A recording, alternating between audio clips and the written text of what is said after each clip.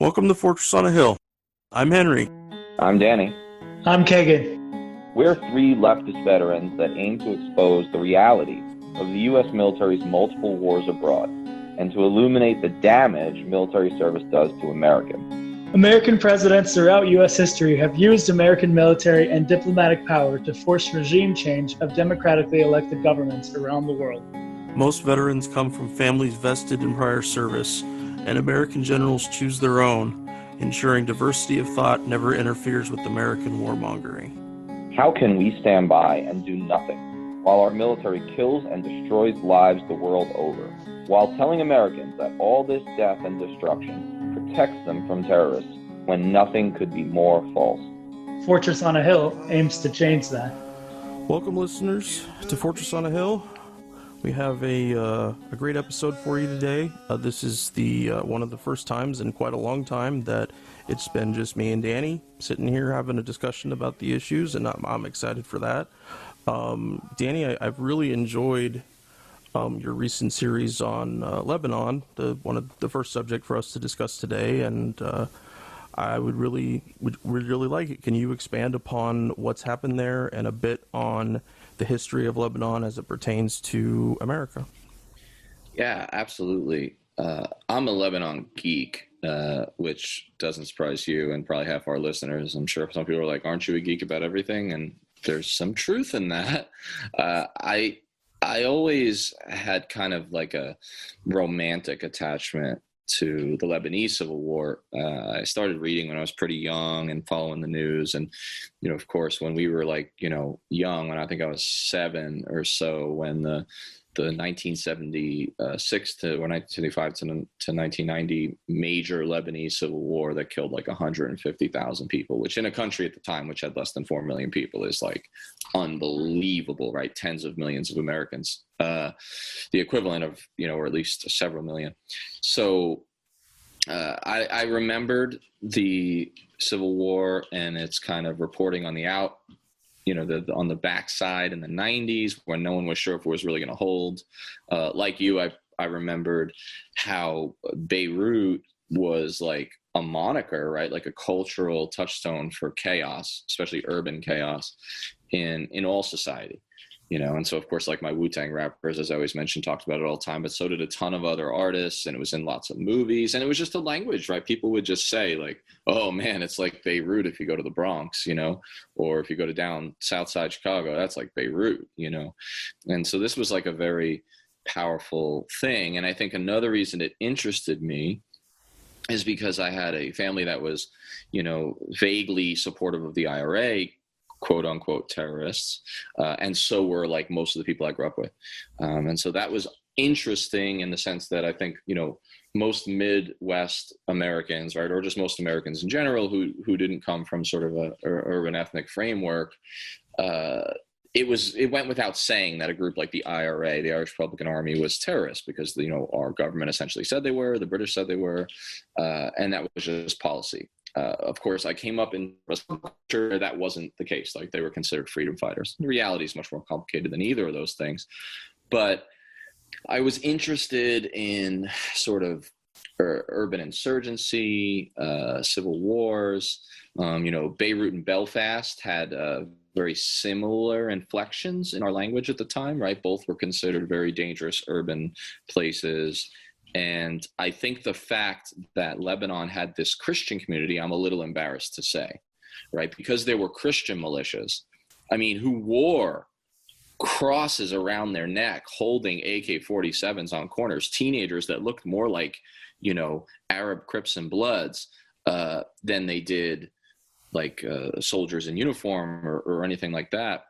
Those images and the fact that they were Christians in the Middle East fighting for what I think at the time I probably perceived was their freedom to some extent, or their survival, in my childish sort of romanticized, westernized, Eurocentric view, that was appealing. It interested me because really Lebanon was the only, at least in my mind, and largely true, the only country with a significant, right, almost or approaching 50% at the beginning of the Civil War, minority, right, or portion of the population. So Lebanon's interesting to me from the start, and I'd always kind of read about it, but not very sophisticated, not very like academic or scholastic works, until Iraq, interestingly enough. And so the final thing that gets me interested in Lebanon, and that really sets me off on a path where, starting in late 2006 until now, I've probably read 2 or 3 dozen books on modern Lebanon, right, or just Lebanon in general, especially modern Lebanon. And it was kicked off with me reading Robert Fisk's book, Pity the Nation, which he wrote, I believe, right in 1990. It was an award-winning book. A British journalist who had lived in Beirut, still lives in Beirut, I believe, writes for The Independent. But he had written kind of the book, right, the first cut at history, like all good journalism, account of the Civil War, Pity the Nation. And why did I read that in Iraq? I mean, well, first of all, I was reading pretty much anything I can get my hands on the Middle East. But I think the real reason is because I was working in Shia East Baghdad. And I had sort of like fallen in love with my interpreter, Akil, who I've talked about a lot in the book and on podcasts and radio. He's still my friend. He lives in Queens. He comes to Christmas at my family's house, even if I'm not there every year. But he's Shia, Sadr City. And so between the fact that I work with these Shia communities largely in East Baghdad, largely Shia, and sort of gathered like an affinity for them and their sort of like martyrdom victim culture that they have from being the minority for 1400 years in the Middle East, and watching their kind of rise after the American invasion, because they are the majority in Iraq. And so you had this like impoverished, put upon Shia rising. And then I remember Akil saying to me, you guys don't like Muqtada al-Sadr, and like, he didn't really like him either. He wasn't really into the Mahdi army militia. I mean, in fact, they threatened his life for working with the Americans, or suspecting that he did. But at the same time, family members of his did like the Sadr militia. Many people in his community, which was named after Sadr's, grandfather, obviously were very connected. And so I got connected to the Shia, and then Akil said, like, well, listen, like the Sadr family has connections that run like all the way to Lebanon through this guy, Musa Sadr, who is distant cousin of Muqtada al-Sadr, who was the militia leader of the Mahdi army in Iraq. But his distant cousin and elder was this like grand Ayatollah, right, who had legit like had the chops in terms of theology and divinity degrees, or the equivalent of, whereas Muqtada didn't really. That's what they called him, Mullah Atari, because when he was a kid, he played. In other words, the Muslim faithful, the Shia faithful, made fun of this kid because he was kind of like a Kennedy. But he was kind of like one of the lower Kennedys, you know what I mean? Who like the kind that like die in skiing accidents, not the kind that become president, right? That was dark, guys. I understand that, but it was fucking funny. But anyway, he was kind of like that at first. Like no one thought he was going to rise. He was just like a spoiled kind of kid of a famous family. And he played video games like in the 1980s. And that was kind of weird and rare, and showed some privilege and modernization, and also not to be taken seriously. So they called him Mullah Atari. Of course, joke was sort of on the people who had laughed at him, because he was kind of very much like, I'll show you someday, and he became this militia leader after the American invasion, sort of empowered him with the Shia disenfranchised in the urban ghettos. But his distant cousin and elder was Musa Sadr, who was actually a serious Ayatollah, studied in Najaf and all that, and Qom in Iran. And he actually formed something in the 1970s, early 70s, I believe, right before the Civil War, called the Movement of the Dispossessed. And the idea was that he had gone to southern Lebanon, which is vast majority Shia. Shia are the largest growing community in Lebanon then and now. They're probably they're the plurality, right? They're the biggest group. And yet they had always been the most disenfranchised. They lived in like rural, feudal, literally like sort of like feudal system, where they were controlled by their own landlords who were from their community, but the vast majority were very poor. They had the least representation in parliament, despite being the growing and probably by then already the largest community in Lebanon's multifaceted 18 confessional state, 18 officially recognized by the state confessions, mostly Christian. But he kind of forms this, and he's not a particularly violent man. And he's not like a super militant dude, but he wants to rise the rural Shia of southern Lebanon in particular, and also the Bekaa Valley, which is in the northeast of the country, which is the two main areas that the Shia lived. But, what was interesting is that the civil war breaks out for a number of reasons, and we'll get into that at some point. But in 1975, the civil war breaks out. So now this movement of the dispossessed forms Islamist resistance regiments, because every community in Lebanon armed itself and formed a militia. Some already existed, some formed as a result of the civil war. So this movement of the dispossessed forms the resistance regiments, which are sort of the Shia version of the militia, and the acronym, which means hope in Arabic, is Amal, A-M-A-L. And so Amal is kind of the outgrowth of this Musa Sadr movement of the dispossessed and becomes one of the most powerful militias. And then after the Civil War becomes a political party. In fact, it's still one of the most important political parties.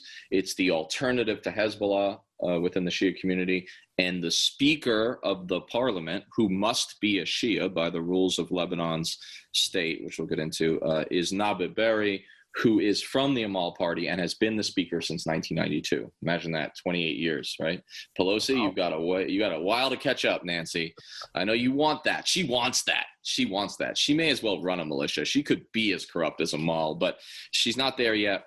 Anyway, he has been the speaker, and he was an acquaintance of Musa Sadr and took over the movement after his disappearance. They call him the vanishing imam, because he had pissed off Ayatollah Khomeini in Iran. He didn't totally agree with him, even though they knew each other and they sort of respected each other. He did not believe that Shia Islam should form the basis of all politics. He didn't really believe in that new doctrine promulgated by Ayatollah Khomeini. And there was no one knows exactly what happened, except to say what we know is that Musa Sadr, Muqtada al-Sadr from Iraq, remember his distant elder cousin, went to see Gaddafi in Libya. I mean, you can't make this shit up. I love the Middle East. It is a mafia soap opera. It is like Dallas meets Goodfellas or Dynasty, right? Or something like that. It's beautiful. But anyway, he goes to see Gaddafi. I can't even remember why. And there's a lot of conflicting accounts what happens, but he gets into an argument. This much has been documented by witnesses. He gets into an argument about Shia theology or just Muslim theology, because Gaddafi's a Sunni, at his court. And you don't fuck with Gaddafi at his court, right? He's got Amazon female bodyguards. I mean, literally, he's a weird dude, right? And so that happens, and all we know is that he's never seen again. The vanishing imam, they call him, and stays popular to this day. His picture is all over Lebanon even now, not as much as the Hezbollah leader Hassan Nasrallah any longer, who that movement, which we'll get to, kind of elevated itself even more among the Shia than Amal for a number of reasons. But Musa Sadr's picture is still everywhere. Amal still holds him up. Even the Hezbollah people very much respect him. And then Akil pointed out to me a picture of Musa Sadr, and then I saw several in East Baghdad, right?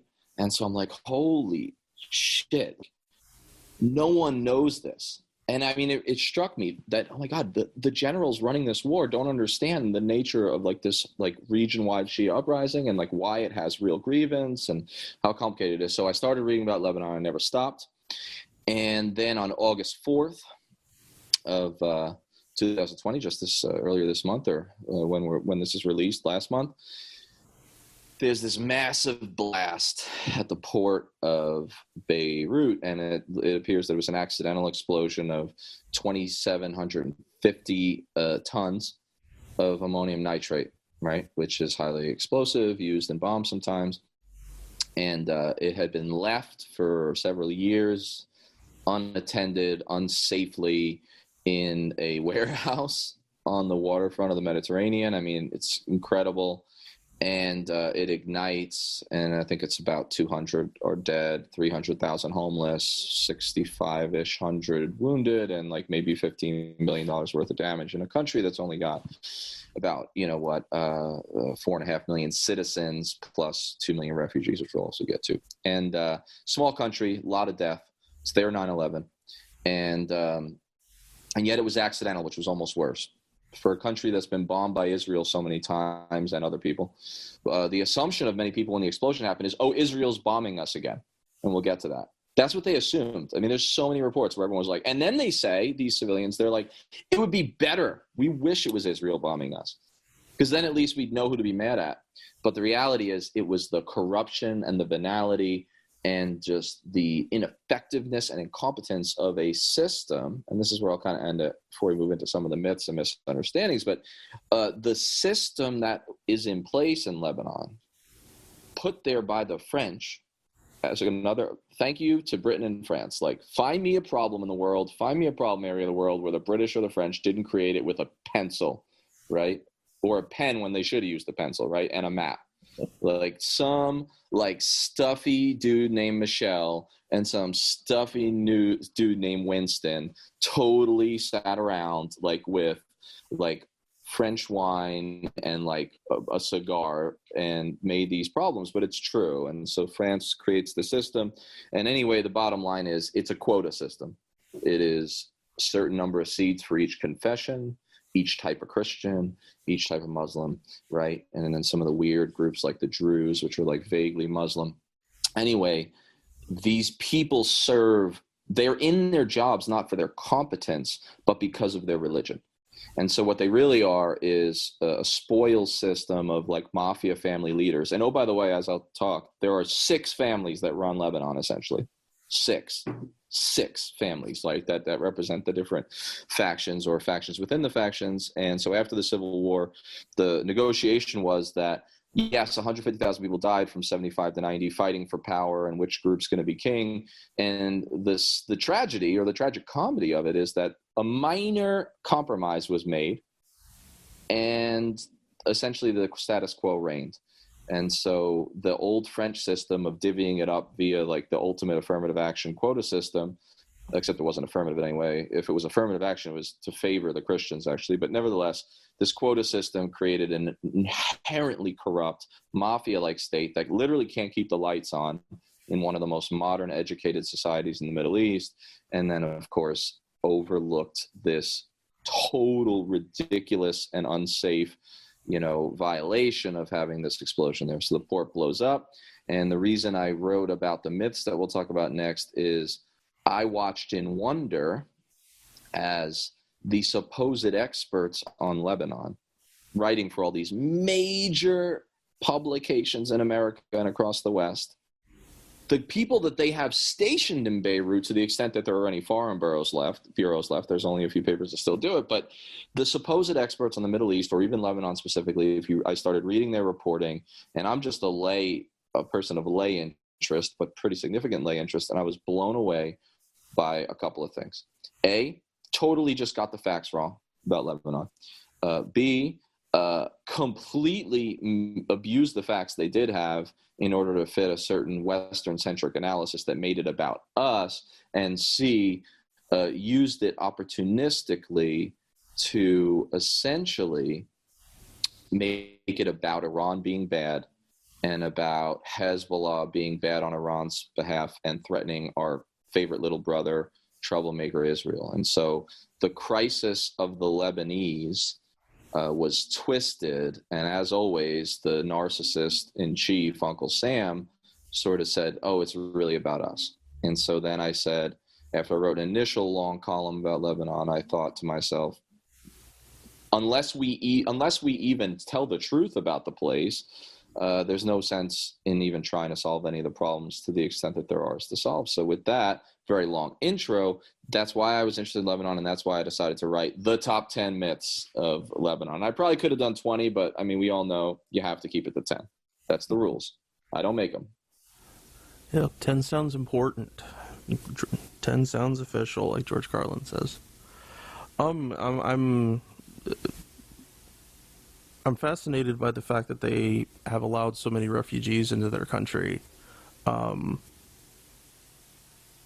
We can't even manage to get a measly 50,000 here, and they have 2.5 million people with all kinds of connections to them there. I just think that's very human. It's powerful. In one sense, you could say that Lebanon is a refugee nation. I mean, it always has been, ever since the Palestinians were, booted out ethnic cleansing style in 1948 and 49 by the Israeli militias come army. They've always had a higher, today they have the highest per capita refugee population in the world.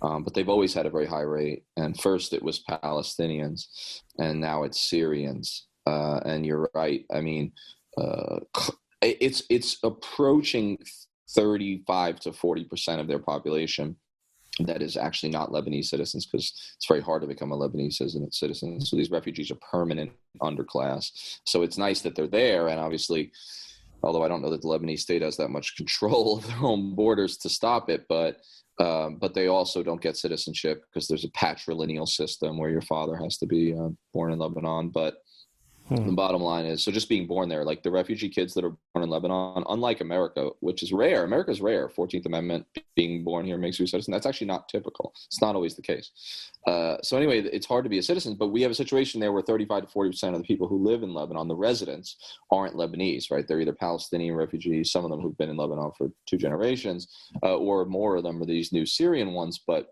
it's important to remember, last point, sorry to cut you off, but important to remember, the Palestinian refugee infusion of the late 60s, early 70s is not the cause, not the long-term cause of the civil war that kicked off in 75, but it was the catalyst. And so I just think that's important to keep in mind when you have a refugee nation where now, currently, 50% or more of the school-age children are not Lebanese, right? Because they have children at a higher rate, the refugees do, or more children.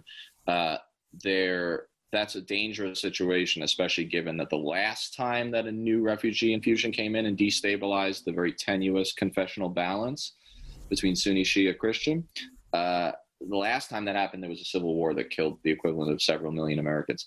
So this Syrian infusion is very dangerous. So let's move on to these myths that you wrote about here. Number one, Lebanon is the target and part of Iran's anti-American Shia crescent. Yeah, I put that first on purpose. The crux of most reporting after the blast, because we are a callous and self-centered bunch here in the West. It's like, how can we make this about us? You know, how can we talk about Lebanon without including any Lebanese? Well, one way to do that is to make Iran the puppet master of every problem.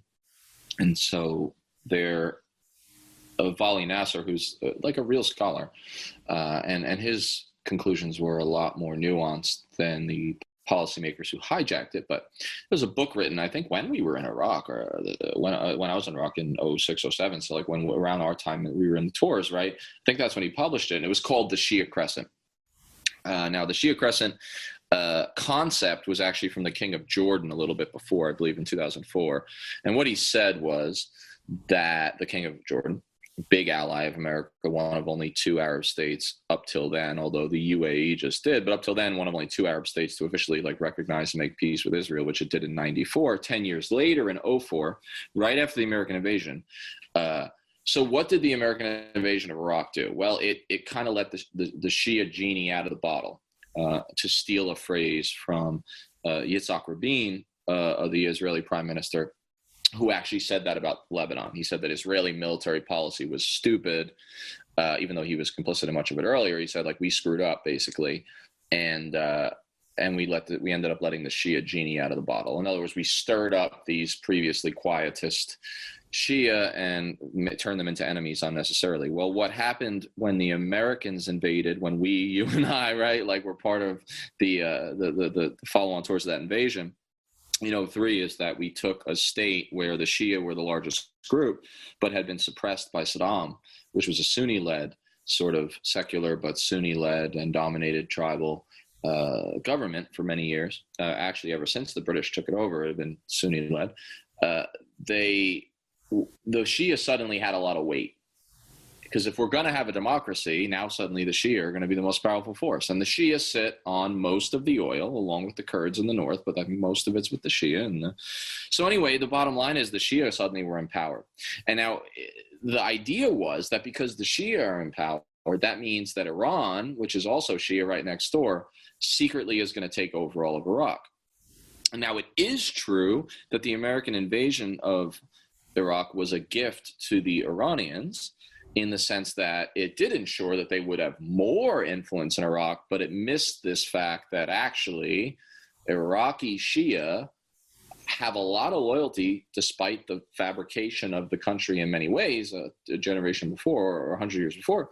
They have a Iraqi nationalist loyalty, and they also have an Arab ethnic loyalty because the Iranians, despite being co-religionists, are Persians. So this was the myth. And so the idea was the Shia Crescent is, oh my God, like Iran from Tehran, the evil Ayatollahs, the new Hitlers, they are literally pointing a crescent-shaped sort of dagger that looks a whole lot like the crescent moon of Islam. Oh man, these are clever folks. These are clever folks who don't know anything about the Middle East.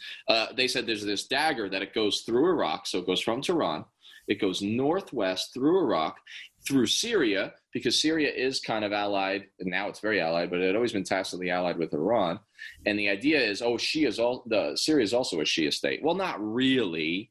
It's run by an Alawite minority, which is only like 10 or 15% of the population, but that Assad family comes from it. And they're vaguely Shia, but the majority of Syria is Sunni, and they're not exactly Shia. And in fact, some Shia don't even think they're Muslim. But nevertheless, so it goes through Iraq into Syria. And where does it end? Right on the Mediterranean, pointing right at the heart of Europe, right? The expansionist Iranian Shia, because southern Lebanon, South Beirut, where the refugees from the wars in southern Lebanon, Shia, moved, and then the Bekaa Valley in the northeast. So Iran is putting its tentacles into all the way to Lebanon and through its proxy militia, Hezbollah, formed in about 1982, give or take. So this is the myth. What I talk about here is that while Iran and Hezbollah do have a connection, a serious one, especially at the outset, that Hezbollah, right, this organization that was formed to resist the Israeli invasions of Lebanon, which started in 1978 officially, although there had been border incursions before that, but starts in 78 with Operation Litani and doesn't end until Israel leaves in 2000, leaves its occupation of the southern part of Lebanon. So we're talking about 22 years. And then, of course, Israel has invaded since then. There was a big war in 2006, and they occasionally bomb, just like they did this last week. So Hezbollah is a more radical but grassroots and organic, largely. No one wants to admit that Shia resistance movement, like Amal, although it's a competitor with Amal, and it fights the Israelis and also fought the Americans when we came into Beirut, which we'll talk about in the next myths, in 1983. So my point in the myth is to show you that, these Shia supposedly countries aren't all that linked. Like there's some linkage, but there's a lot of diversity, and they don't always get along. I also talked about how the Shia, even within Lebanon, are divided against each other. They literally fought a war from like 88 to 89 or something, and it was called the War of the Brothers, right? It's Amal versus Hezbollah. And so my point was, look, there's a lot of gradation.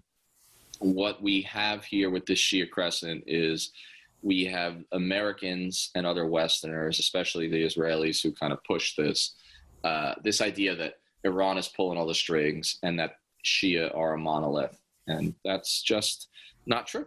And that's myth number one, is that Iran runs the show. Well, Hezbollah is popular, and we'll get to that. Hezbollah is popular in Lebanon for reasons that are outside of Iran, that have to do with real grievance and the services they provide. Not simply being an easy target for American defense policies. Exactly, right. Hezbollah is not about us, right? It's not all about us.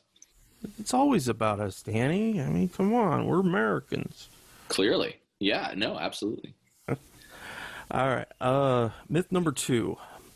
Lebanon was/is the last bastion of Christendom, a Christian state in the Middle East. Or the Mideast, excuse me. Yeah, I think this is important, and why I first got involved with Lebanon. For a long time, Westerners, especially Europeans, especially French, were obsessed with this idea that there was like an Eastern authentic Christianity.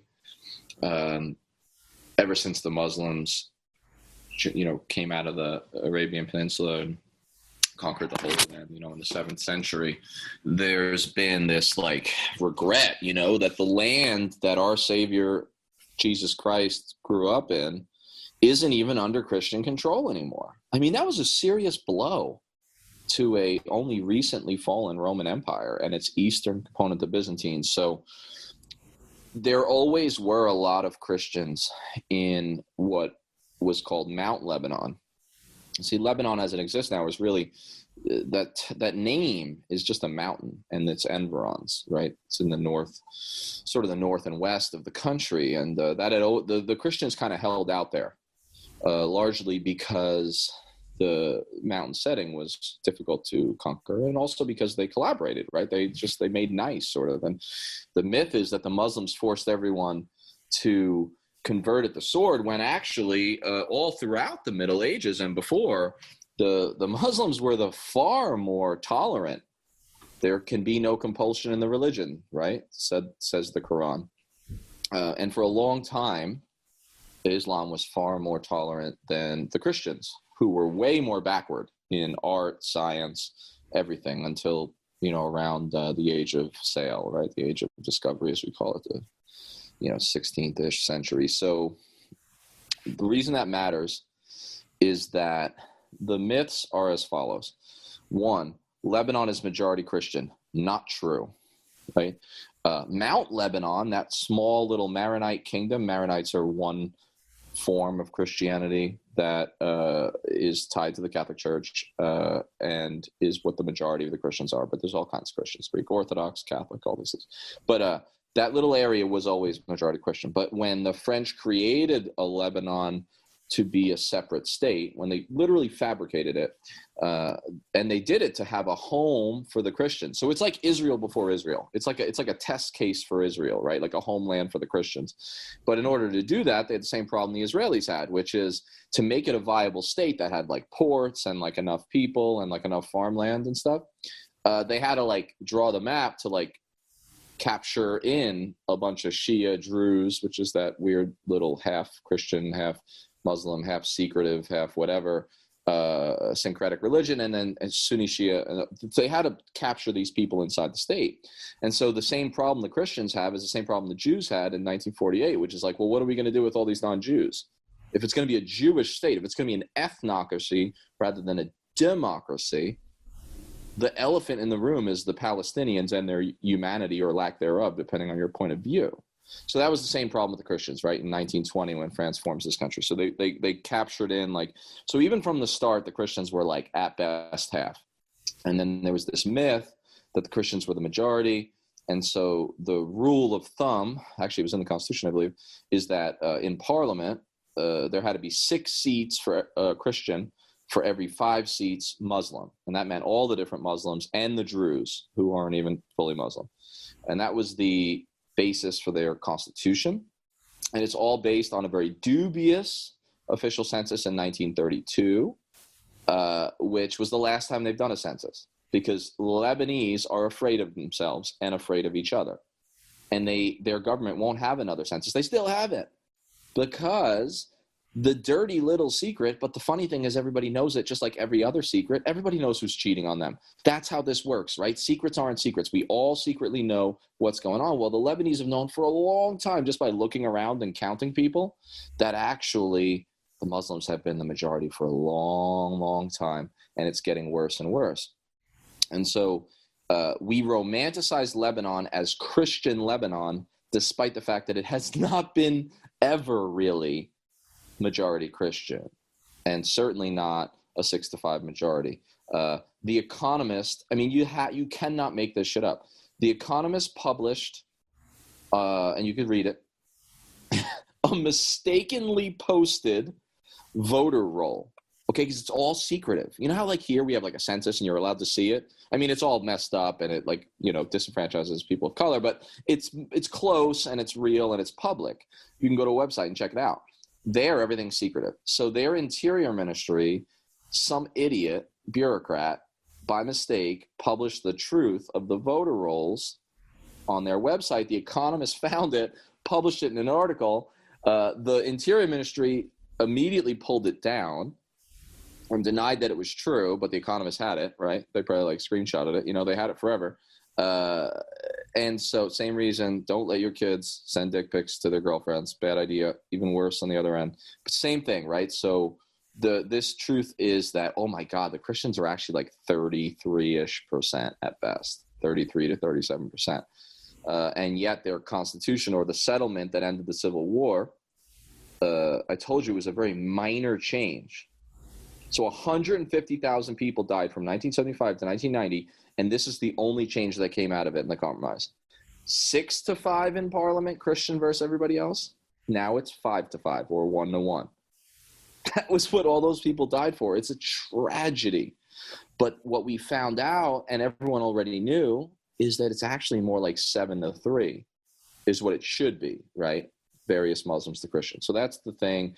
But a lot of this is driven by romanticization of this Eastern Christianity. European intervention begins with the Crusades, of course, in like 1097 or 1098, when the Franks, right, the most powerful of the Christian groups, French, right, the knights come and they take the Holy Land and they massacre every Muslim and Jew, that's fun, inside Jerusalem's walls. And what happens is they find that there are Christians in what's today's Lebanon, and they sort of collaborate with them and they empower them.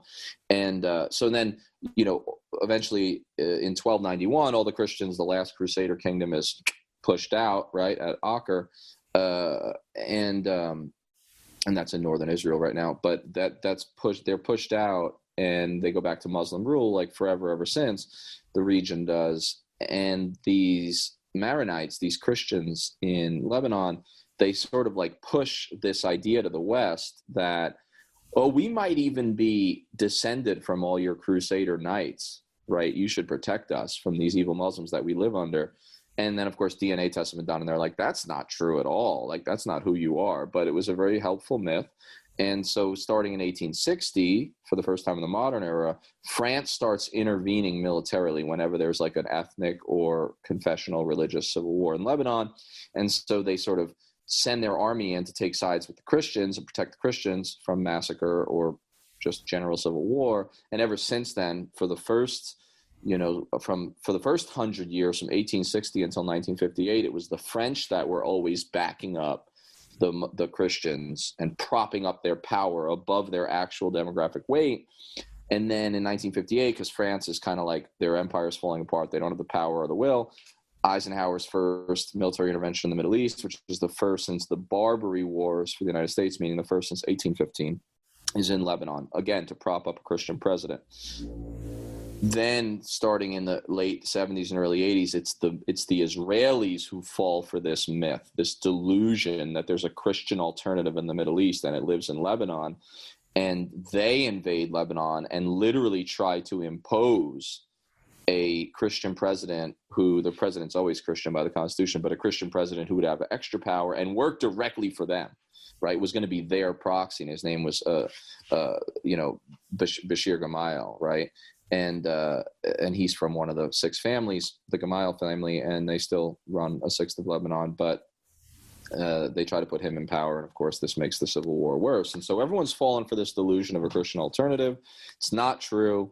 And it's actually, it's induced an accelerated civil war. So I'm going to start shortening these answers, but I think that's super important to understand that. I think if there's one, last thing, if there's one fact that should deflate the myth of a pro-Western Christian alternative in Lebanon, it's not even that they're only 30 to 35% of the population. It's this: the current president and the largest of the two major Christian political blocs is currently, and for 15 years now-ish, has been in an alliance, a ruling coalition political alliance with whom?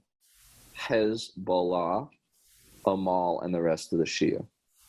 So, sorry, romanticizers, nostalgizers for an Eastern Christianity.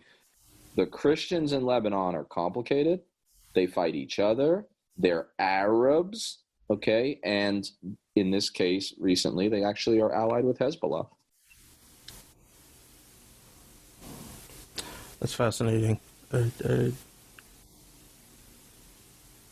it's I'm sure it's even worse for you, Danny, but just the comparisons back to other things that we've talked about and we've studied, and just how much ignorance is shoved into our defense strategies, that there's none of this is examined, none of this is, whether, like you just said, the largest Christian faction in the country is aligned with Hezbollah. How in the world anybody could take that there's a pro-Western Christian state just waiting to be born or something? Nah, that's bullshit. Another dirty little secret for all the Americans out there. The people making your policy and throwing our power and literal bombs around the world, most of them, they know no things. That's how many things they know. They know no things about the things that they're in charge of. I mean, and I'm exaggerating purposely, hyperbolically, but it's not untrue, because forget about the fact that Donald Trump doesn't know any of this. The smartest people, supposedly, in the Biden cabinet in waiting, they don't even really know most of this stuff. And guys, it's not that hard to learn. Read 3 books. Read Pity the Nation by Robert Fisk. Read Beware of Small States, by David Hurst. Just read those 2 books, and you'll know more than 90% of the policymakers who work on the Middle East.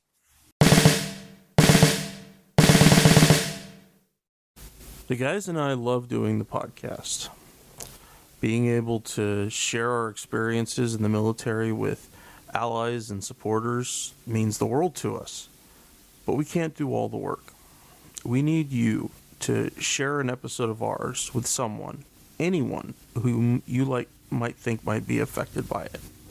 Young people looking to join the military, or parents advocating for one, conscientious citizens who care about the violence the U.S. wages in their name, advocates for women and people of color who understand the harsh environment the military creates for females and minorities and inflicts on minorities around the globe, and anyone else you think it might affect. Please take a moment, pause the episode, share this with them.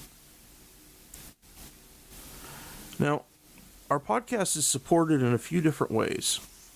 First, there's Patreon, where we're blessed to have an array of wonderful supporters helping the guys and I pay for some of the podcast's expenses. Those who contribute $10 a month or more will be mentioned right here as an honorary producer, helping keep you, our listeners, stocked with new episodes.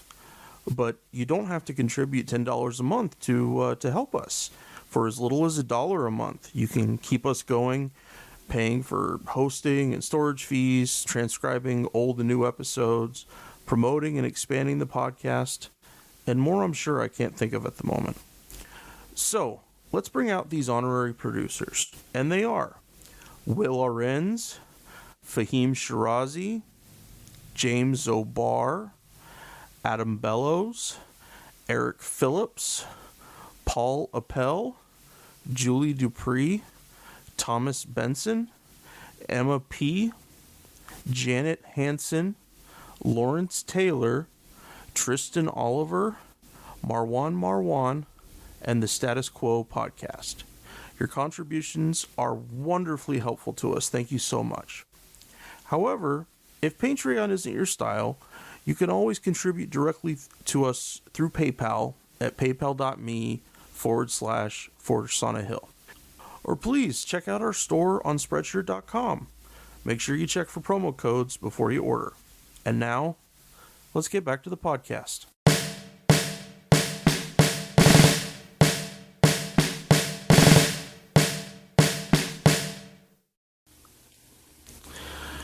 All right. Myth number 3. Part of Lebanon's current problem stems from President Reagan, quote-unquote, cutting and running after the 1983 Beirut Marine Barracks bombing. Yeah, I'm going to keep these relatively short, or at least Danny short. A writer who I really respect, Robin Wright, who quoted me in a New Yorker piece months ago, so I'm loath to criticize, but intellectual honesty requires that I do. she knows a lot about Lebanon. Actually, she's one of the smart ones on the issue, and she lived there for a time, just like Clarissa Ward did at CNN. There's a few in the mainstream, but she fell for this too a little bit, and I think for her it was the Trump derangement syndrome, as it is for many smart liberals. And what I mean is, what I'm talking about in this third myth, it sort of resurfaced in 2018 when Trump said that he was going to pull out of Syria, which he didn't, and he was kind of blocked from, and I don't even know if he really meant it. It's hard to say because he ended up staying for the oil. But when Trump just said he was going to leave Syria, like our small number of troops in the Syrian civil war that shouldn't be there, have no mission, she, one of the good ones, along with a lot of bad ones, started writing that, Trump is making the same mistake as Reagan in like cutting and running from the Middle East. And what they were referring to and what they wrote about in their analogy pieces that were mostly very poor is when Reagan left in February of 1984, pulled the 2,500 or so at the peak Marines mostly out of Beirut in the wake of the October, I believe, 23rd bombing of the Marines barracks at Beirut airport. It was the largest non-nuclear explosion since the Second World War. It was the largest single loss of life in in a terrorist attack on American targets up to that point in I think history, and then it was the largest single-day loss of life for the U.S. military since Iwo Jima. So this was a big deal, right? It's often forgotten. It happened just a few months after I was born, right? It's 1983. What is missed, and I'll just keep it very short on this. What's missed in that myth is that no one ever talks about why we were there. We were there to pick up the mess. Reagan administration Republican officials used the phrase that the Israelis, left us holding the bag. It's a very simple backstory. Israel invades in 1982. They promised us they would only invade the southern part to like go far enough to make sure missiles can't fall on northern, missiles from the Palestinian militias that were there can't fall on northern Israel. They promised us they would not go any further than a certain number of kilometers. They immediately broke that. We immediately did nothing in response. Sounds pretty typical of the way we handle Israel. They went all the way to Beirut. They put it under siege. About 20,000 Lebanese, mostly civilians, most of whom were Shia, because they were the ones that were in the way, because they live in southern Lebanon and southern Beirut, are killed. Shatters Lebanon, which had already been racked by 7 years of civil war. And then the United States brokers, we green-lighted the invasion, first of all, but now we broker because there's like international outcry, especially after there was like a kid with both of his arms blown off that was like famously put all over the news. Of course, there were thousands and thousands of other children worse, but this was the image. And so an international settlement is brokered largely by the United States saying like Israel's going to have to pull back from Beirut, and that the Palestinian Liberation Organization, Yasser Arafat's crew, will like hop on some boats and leave Dodge. And that's the settlement we brokered. And in the settlement, it was written that, we had a responsibility, the West, to send in like a multinational force, which was British, American, French, and Italian, but mostly American and French troops, like a peacekeeping force, early use of peacekeeping, early use of that language even, actually, very fascinating, come in. And what we're going to do is we're just going to like separate the warring factions, let the Palestinians retreat on boats, and they're going to go all around the Arab world, mostly to Tunisia, and then Israel back off, and like the civilians will be protected. But what was written in the agreement was like, hey, the Palestinians that stay behind, not the fighters, but their families that like live there, because that's where they live, because they're refugees from Israel, they have to be protected. Like that's our responsibility as like the West. And so that happens. It all works out pretty well, actually. And the Marines get back on their boats, and the rest of the multinational force leaves. But like 7 days later, the president, Bashir Gemayel, that the Israelis had put in charge, he was president-elect, he hadn't even been inaugurated, and he only got elected because Israel like literally threatened and paid off enough deputies to make it happen. That's fun. He was assassinated by another Christian. Interesting. Tells you some stuff. Anyway, in the process of that, the Christian militias go fucking apeshit, and Israel then responds by invading West Beirut, which they had promised us they wouldn't do twice. They did it again, and they broke the international agreement that broke with the truce.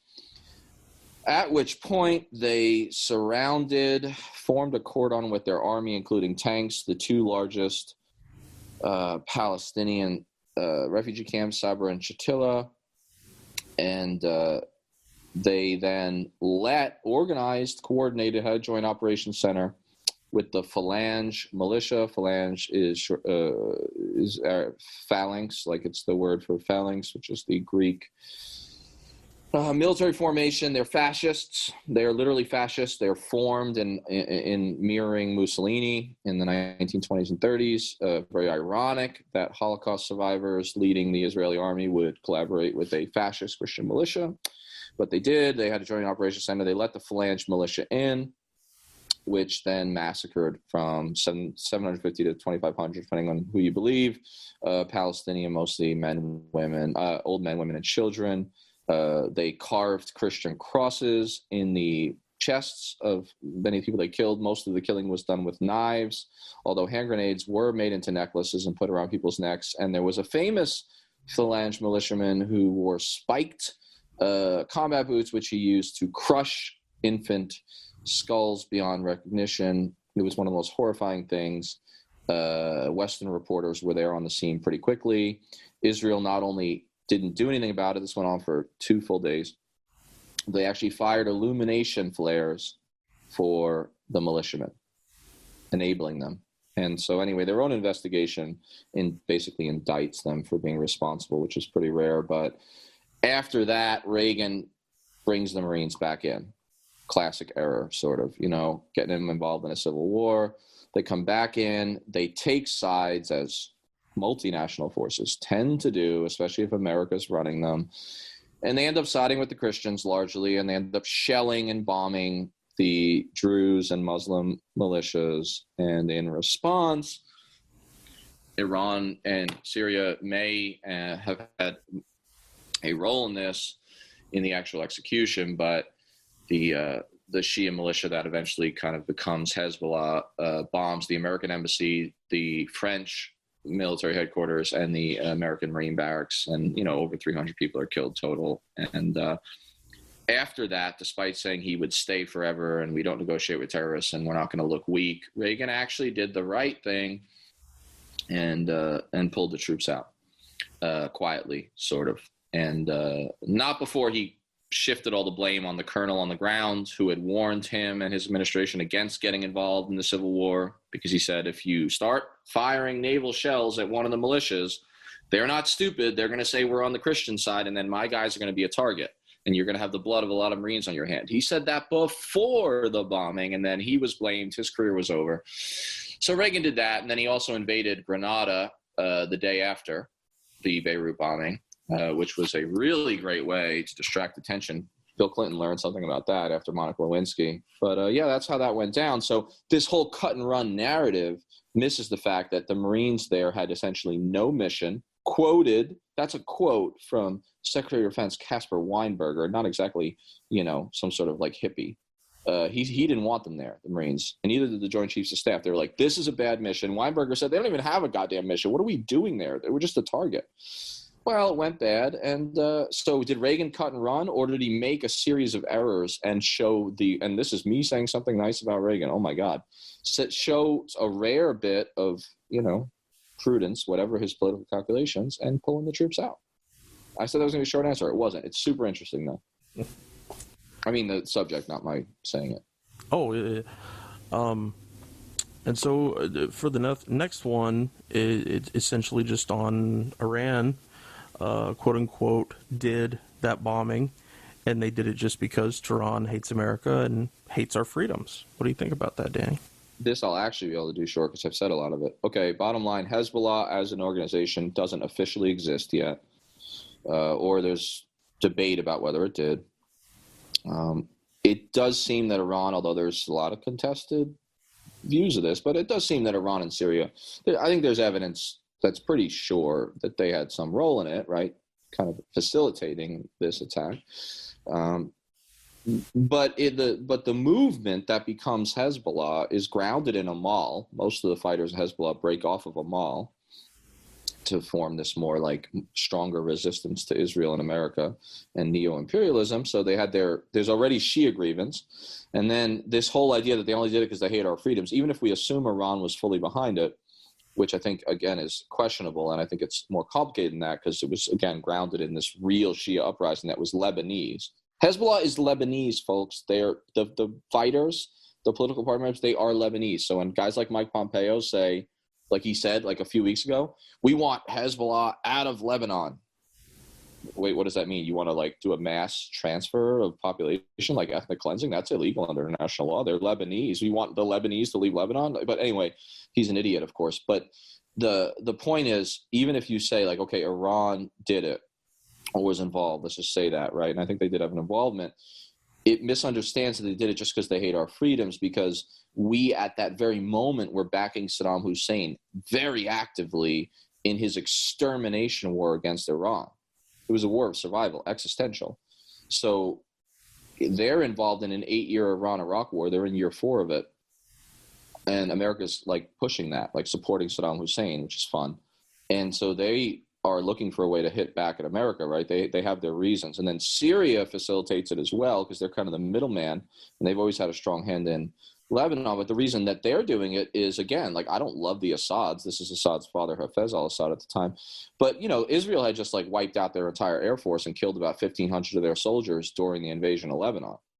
So like they are also involved, right? They have their own grievance. And so the bottom line is that there were real reasons that the Shia were angry at America, and they mainly rested on the fact that Israel killed about 60 Shia, mostly civilian Lebanese, for every Israeli, mostly soldiers, almost all soldiers, killed in the invasion. So about 60 Shia for every one Israeli died in that war, and they were mostly civilians, so they were mad about that. America had green-lighted that invasion. America had then not fulfilled its obligation to protect the people in the Palestinian refugee camps, and about a quarter of them actually were Shia in Sabra and Shatila, and then we allowed the Israelis to let the militia in to, you know, stomp babies' heads to death. So this idea that there was no grievance is ridiculous. So the point is, yeah, it was complicated. Iran and Syria's role was complicated. It was mainly driven by us taking sides and becoming just another militia in camouflage in their civil war on the Christian side, and that Iran, Syria, and the Shia people had a lot of grievance of their own. So that's ridiculous. And oh, by the way, last point on this is really important. Somebody was paying attention to the Israeli siege and bombing of Beirut, and then America's role in helping to greenlight and then facilitate the massacre in the refugee camps. He was this young Saudi dude in 1982 and 3, and he wrote or said in a speech, he said, the incidents that affected me directly go back to 1982 and afterward, when America allowed Israelis to invade Lebanon with the help of the American 6th Fleet.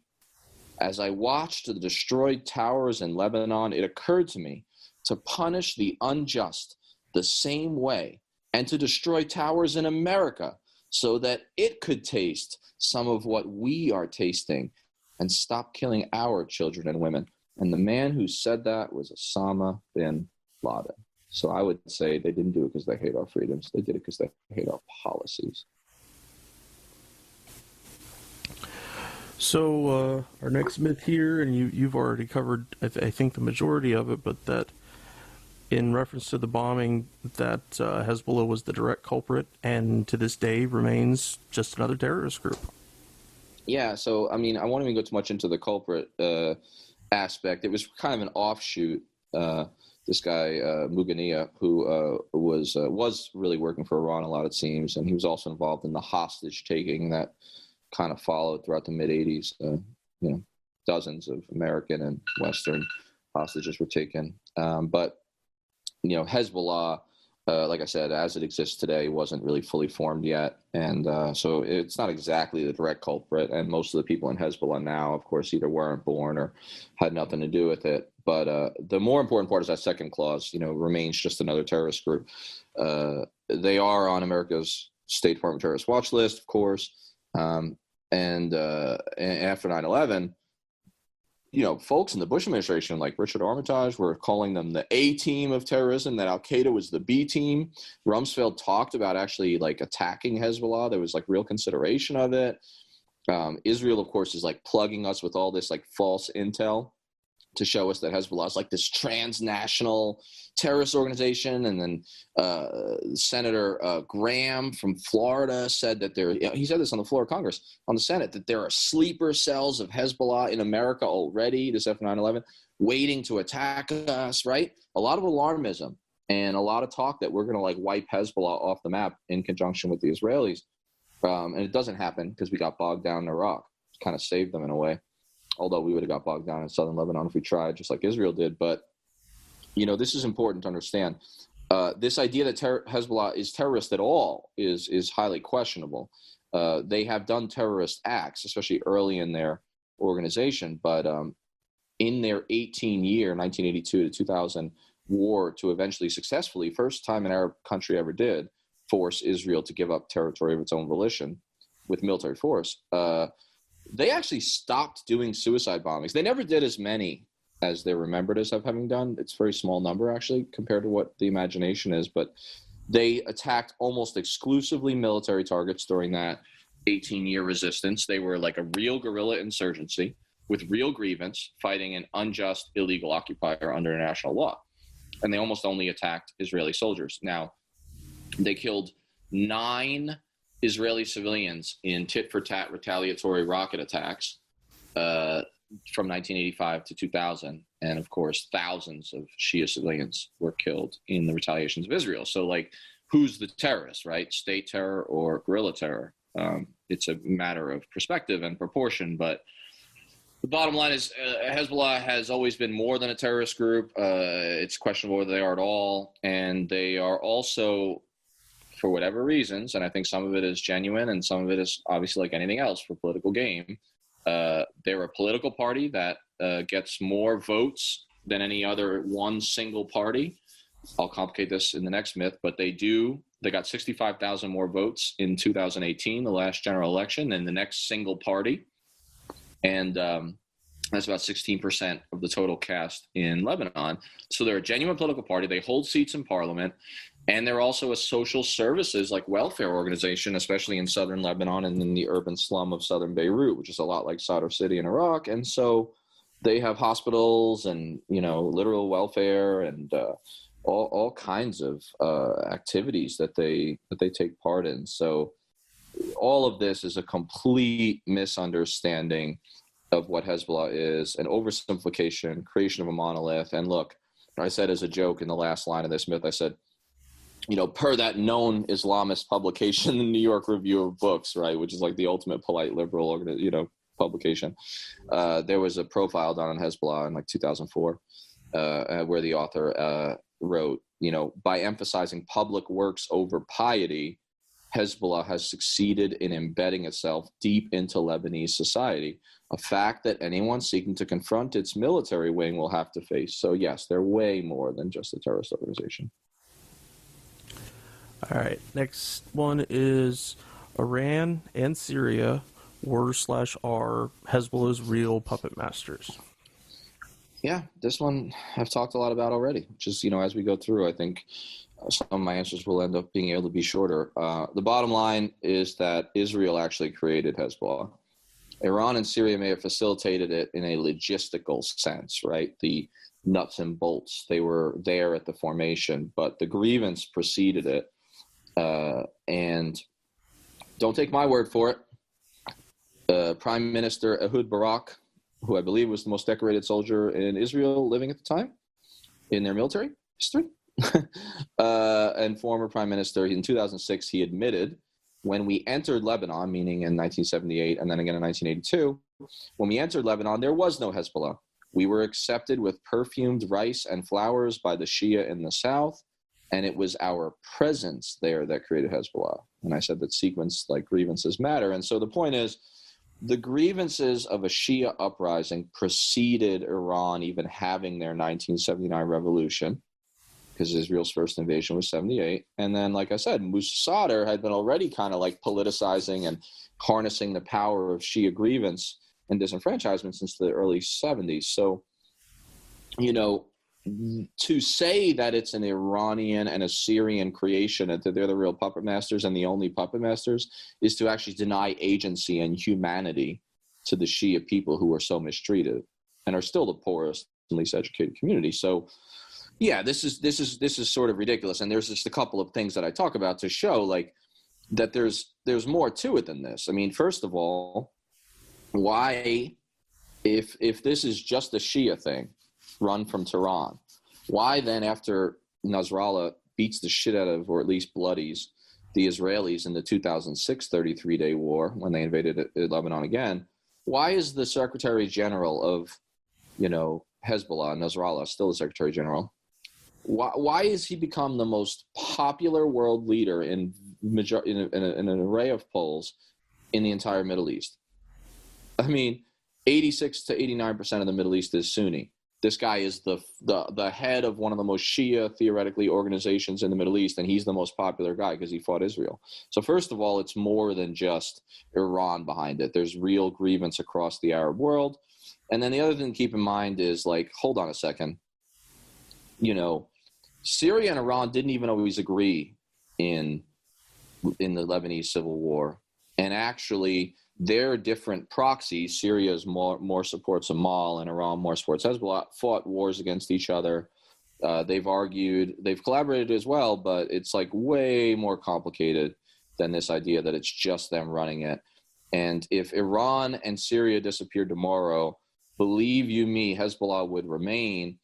And even if it were to change names or morph, the Shia militant resistance culture generated in grievance against the Lebanese state, but also mainly against the West, right? So Israeli and American aggression would continue to exist. So again, don't infantilize the Lebanese Shia. They have real grievance and humanity.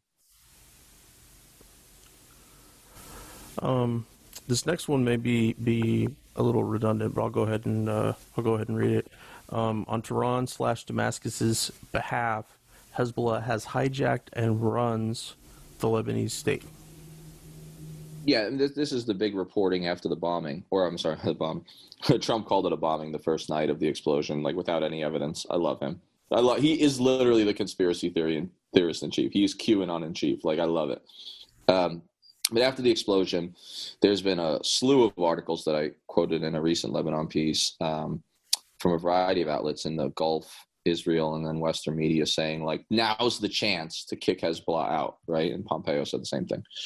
And the theory is, like a fellow at a important think tank in D.C., the Arab Center, said, Hezbollah has been this is 2017, Hezbollah has been in control of the Lebanese state for quite a while now, and it's a supposed victory.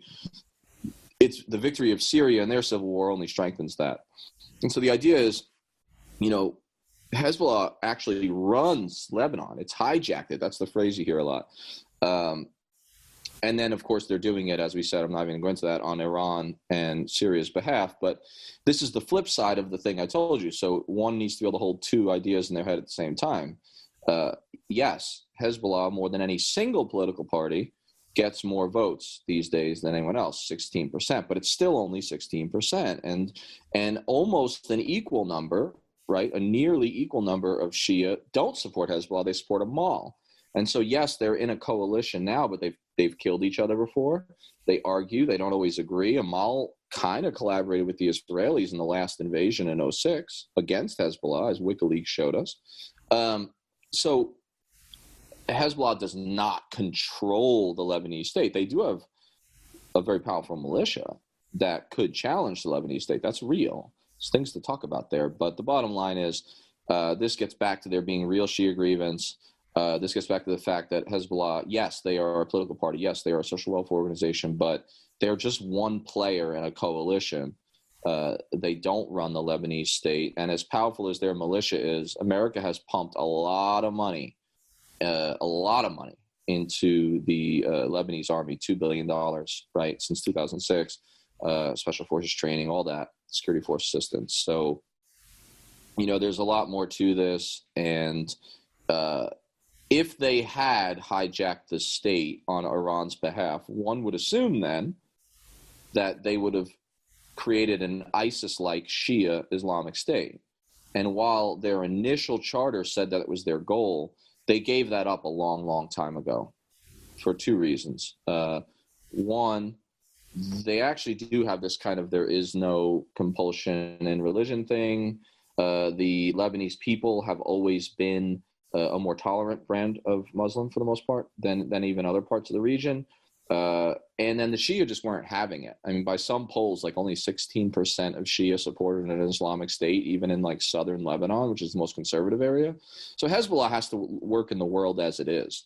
So they haven't hijacked Lebanon and turned it into an Islamic State. In fact, Nasrallah said in 2000 or 2004 that we believe the requirement for an Islamic State is to have an overwhelming popular desire. And we're not talking about 51% here, he said, but a large majority, and this is not available in Lebanon and probably never will be. That's a pretty like realistic dude, right? I mean, this is an area in Lebanon, especially even in southern Lebanon and South Beirut, where like some of the Shia, they literally decorate their houses with Christmas trees at Christmas. There's a lot of cross-confessional culture. So yeah, no, they have not hijacked the state. They are powerful. There are important questions about whether their militia should be disarmed at some point. But here's the fact, folks. It ain't going to disarm so long as Israel is aggressive across the border. And we just have to understand that part of the reason that Hezbollah is important and has so much support is because they are seen as the primary resistance and the only successful, and really in the Arab world ever, resistance to Israel. So it's ridiculous. All right, next one we got. By way of Iran/Syria, there are hidden Russian/Chinese hands at work in Lebanon. Yeah, it's like another popular one, and it's all tied together, as you can see. Look, in America, everything's about us, and everything in the Middle East is about our tussle or our sort of beef with the Iranians. And then worldwide, everything, especially since Trump, but always, is about Russia and China. And so the idea is that if Iran controls Lebanon, Russia controls Iran, and to a lesser extent, China does. So really, we have to be involved in Lebanon in order to like get Hezbollah out, because all they really are is like sort of a wedge inside the state on Russia's behalf. And I attacked this across the board by showing that, look, Reagan fell for this. Reagan tried to tell us that the reason the Marines were in Beirut was because it was part of the Cold War and like countering Russia.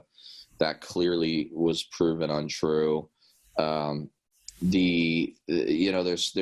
a lot more to this as well. Like the connection between Russia and Iran is largely one of convenience. They have a very dark history. Russia's invaded Iran a number of times, fought a number of wars against the Persians, took land from them. They're friends because we've made them both enemies. Right, we've demonized them so much that we've thrown them into each other's arms. And, this idea that Russia and China run Lebanon is belied not just by that, but also, how about us? Like, throughout our history, the West, France, America, and Israel, we've hijacked the state on behalf of the Christians a number of times, or at least imposed our influence as patrons. And the Saudis kind of back and have tried to control the Sunni element, which we haven't talked a whole lot about. So and all the other Gulf states. And so, like, in other words, everybody is picking at the carcass of Lebanon, not just Russia. In fact, Russia's hand is more veiled and weaker, largely, than America's, Saudi Arabia's, and Israelis. So, which I like to call the actual axis of evil, largely, or at least an equal axis of evil in the Middle East. All right, so next one. The antidote to Lebanon's ills was the assassinated ex-Prime Minister Rafiq Hariri. His son Said's opposition bloc remains the country's great Western hope. Right. Yeah, let's say the Great White Hope. Lebanese people are traditionally fairer skinned than certain other Arabs, so maybe it is appropriate. The Great White Hope. Now, the interesting thing there is Hariri and his father. They are one of the six families, the Hariri family, one of the mob families that runs Lebanon. This is the Sunni bloc. This is the Future Movement, which is the main political coalition of the Sunnis, very connected to Saudi Arabia. The myth here is that they more recently, because during the civil war, the Sunnis were actually very pro-Syrian and very anti-West and anti-Christian. They fought each other a whole lot.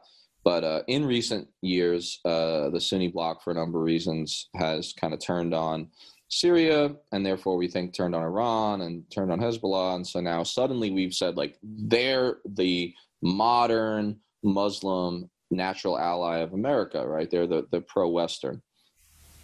And like every lie, there's some truth in it, right? Like every sort of myth, there's some truth in it. Like the Hariris are a fairly modern family, and some of the urban Sunni middle class, the extent that one still exists in poor Lebanon, are a little more, I guess, pro-Western, but they're anti-Israel or anti-Israel policy. They're anti-American support for Israel.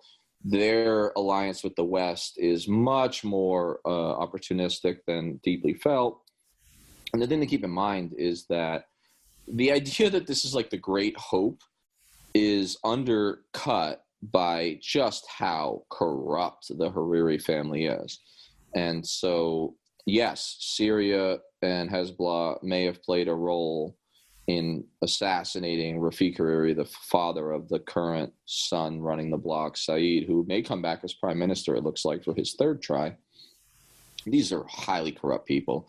They made billions of dollars running Saudi construction and conglomerate companies. Saeed has about $1.5 billion. He was the head of a Saudi company. I mean, literally after the Civil War, they got all the contracts to rebuild Beirut. You cannot make this shit up. It's like some Trump 80s Atlantic City of mafia shit, except way more intense. When he was prime minister, there was a big scandal because Saeed, I think he paid $16 million in I don't know, hush money or just a gift to a escort / energy drink spokeswoman / model in South Africa, a white South African, just a married man with many kids, just total scandal, corruption ridden. In the streets right now, the protesters in Lebanon are saying all means all, meaning all of them means all of them. We're not omitting anyone, even our own sect, from the corruption charges about how much we hate our government. I mean, they're literally hanging everyone in effigy in the streets. I think they built a guillotine the other day, which I am totally in favor of. I love that old school shit. And they do have a French connection in Lebanon. So anyway, the bottom line is the Sunnis in Hariri's party are fundamentally Lebanese, and they are constantly changing sides. They are very much in the Saudi camp, but not completely. They are not a monolith, just like all the other communities. They're divided amongst themselves, and they are not the future of Lebanon. There's nothing so simple as that. This is a country full of nuance, and they most certainly aren't just purely pro-American because they love our freedom as the antidote to the Iranians and the Hezbollah hating our freedoms. They actually abhor a lot of American policy in the region, and these are corrupt guys just like everybody else in Lebanon who runs the country. All right, last one. Lebanon's system can be reformed if the U.S. backs the pro-Western good guys and opposes the Iranian-directed bad guys. Yeah, not much to say about this. It's very similar to number 9 and some of the other points.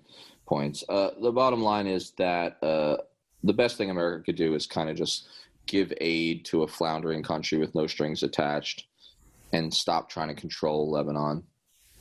It will be the end of us. It won't work. It never works. Israel learned that several times. Collapsed. 2 of their governments collapsed in the wake of catastrophic, ill-advised interventions in Lebanon. Sharon was kicked out of government, first as defense minister and as prime minister. America has come to grief. Israel has come to grief. France has come to grief every time they tried to control Lebanon. Let the Iranians and the Russians and the Syrians come to grief. Let them get muddled in there is my take. But there aren't pure pro-Western good guys and pure Iranian-directed bad guys. There is a mix. This gets back to the idea that, Christians often support Hezbollah politically.